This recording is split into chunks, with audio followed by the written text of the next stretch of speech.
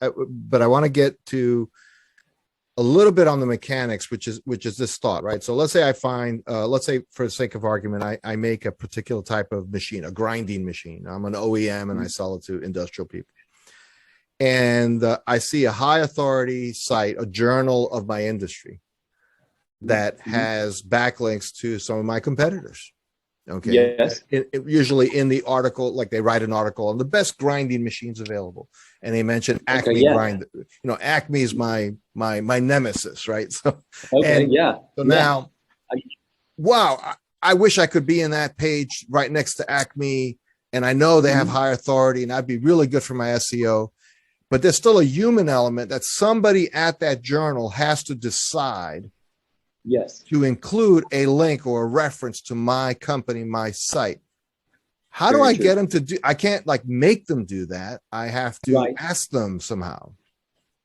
Great point. Yes. Yes. We have a variety of scenarios just like that sort of within our repository. In my case, in fact, if that person was, let's say, using DIY SEO, they could even lateral that to me and our team and say, hey, can you scope this site out? What I would do is I would attempt to find an email. I do have tools that can scrape emails off sites sometimes if they're not as visible. There may be a contact form, etc. And yes, the ultimate example is just really what you said. Somebody from your client or the company that we're speaking about would reach out to that scholarly journal or that industry publication with an email, well written, 1-2 paragraphs, and say, would you please add us? And but before that, attempting to understand why companies are listed there. Did they pay money to join? Okay. Did they submit an expert quote?